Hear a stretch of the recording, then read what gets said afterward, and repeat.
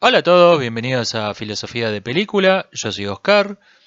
Antonio García Villarán, reconocido artista plástico y crítico de arte, tiene un canal dedicado al tema muy interesante, eh, en donde subió un video hablando de la supuesta censura que habría sufrido la obra de Egon Schiele en Inglaterra y Alemania. Tomándose el tema un poco a bromas, dejo el link en la descripción.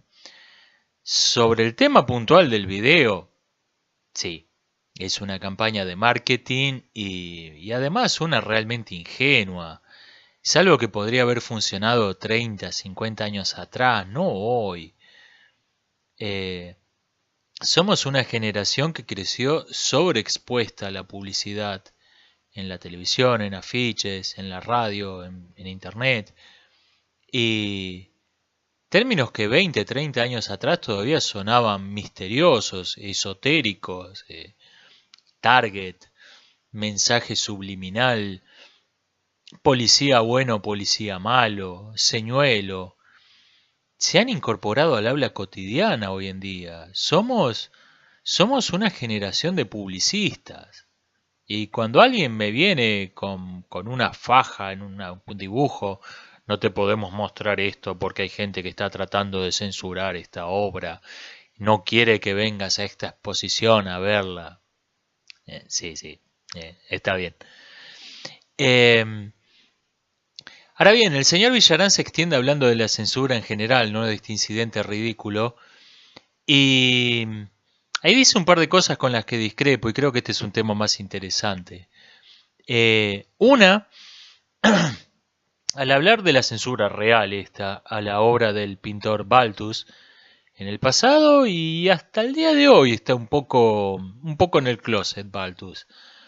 Eh, Dice que uno no puede ver en una obra de arte más que lo que pone en ella. Eh, Uno no puede ver algo que no está en uno. O sea, como resumiendo que si el que tiene si uno tiene la cabeza podrida, el problema es suyo y no del artista. Y yo no estoy de acuerdo con esto, porque hay implícita en esta idea una visión del arte como si fuese un test de Rorschach, sumamente sofisticado, eso sí, pero si yo no voy a ver en la obra de Goya más que lo que ponga en ella, ¿en qué se diferencia esto de ver nubes o manchas de humedad?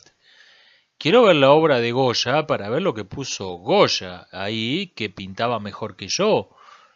Eh, en el arte hay dos subjetividades, no una.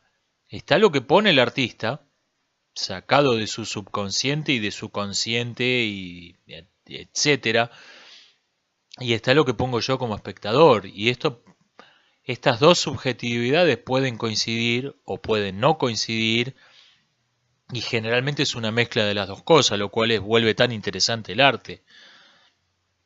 Eh, por ejemplo, la obra que improvisa Villarán en su video, con las dos naranjas y la banana, no eligió esas frutas de modo aleatorio, ni las dispuso de ese modo al azar. Lo hizo deliberadamente, conscientemente, con intención de transmitir un mensaje.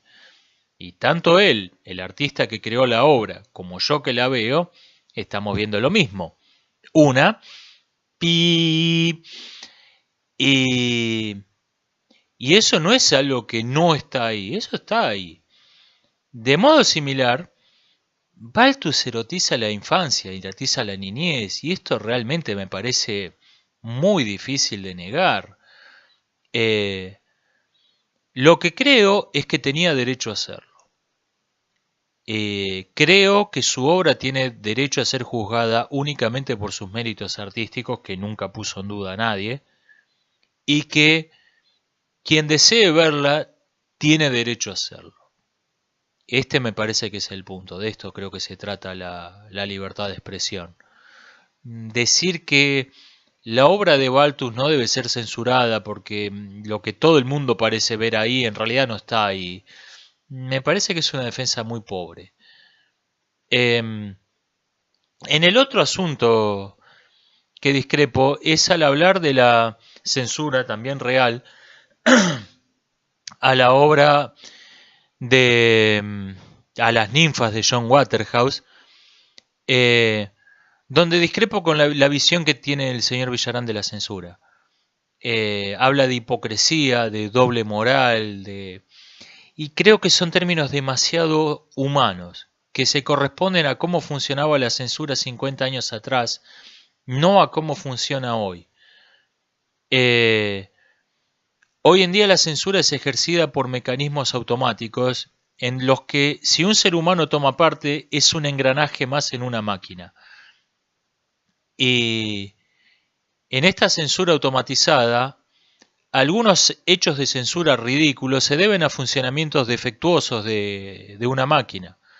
Cito un ejemplo cualquiera: en Estados Unidos se prohibió la Constitución Nacional de ese país, después repararon esto, pero por un momento se prohibió porque algún robot identificó en la retórica del siglo XVIII algunas palabras que no eran muy sensibles a la corrección política de hoy. Entonces dijeron, no, esto no puede ser, y bloquearon la Constitución Nacional del país.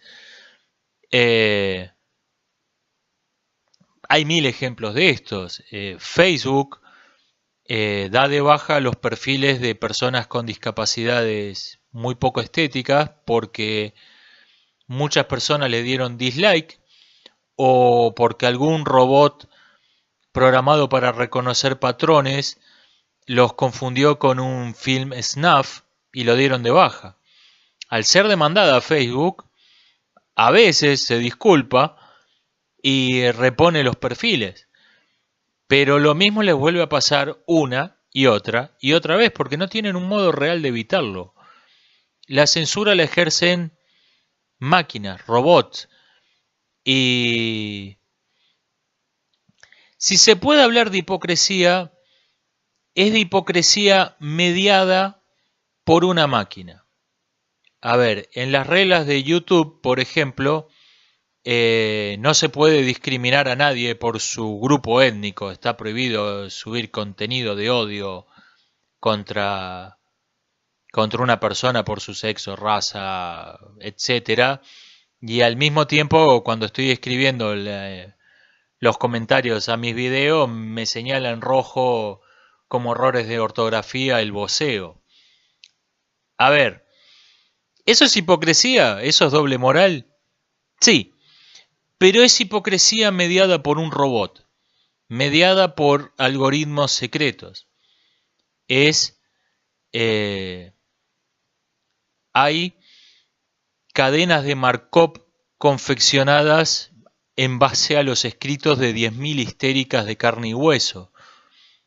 Hay redes neuronales programadas para imitar neurosis sexuales. Pero todo eso es indirecto, está mediado por máquinas, máquinas, máquinas. Estamos bajo una dictadura igual de brutal que la Inquisición, pero mediada por mecanismos automáticos. Y esto es lo propio de la censura de hoy en día. ¿Por qué se censuró las ninfas de Waterhouse? Porque hay grupos muy minoritarios que aprenden a controlar estos mecanismos automáticos. Estos grupos, a diferencia del funcionario que administraba el impuesto llamado censo en las ciudades greco-romanas, cuyo prestigio social era tan alto, era una persona tan respetada, que su desaprobación de una obra de arte implicaba de hecho la prohibición. En esta institución podía haber abusos, desde luego, podía haber arbitrariedades como cualquier cosa hecha por humanos, pero el poder de ese hombre, el poder del censor, no dependía de la censura. Este era un atributo secundario que tenía a su cargo y extraoficial que tenía a su cargo. En cambio, grupos muy minoritarios pero muy bien organizados utilizan estos mecanismos automáticos de reportes donde no se cuenta el porcentaje sino la cantidad de reportes, y si todos coinciden en señalar la misma temática, como es el caso de YouTube. Estos grupos pueden dar de baja lo que quieran. Y no hacen esto por doble moral, sino por ninguna moral. La censura es su principal y única forma de poder. Entonces, por lo mismo que el cazador va contra el león y no contra el chorlito, cuanto más grande sea la presa, mejor. Por eso van contra las ninfas de Waterhouse y no contra las revistas de moda, porque las revistas de moda son chorlitos. Y si la censura se ve ridícula, eso no es un defecto, mejor, porque de ese modo demuestran el poder que tienen. Así es como en Estados Unidos se ha prohibido Caperucita Roja, y esto no es un chiste. En Estados Unidos uno puede ir preso por corrupción de menores si le lee Caperucita Roja a un niño.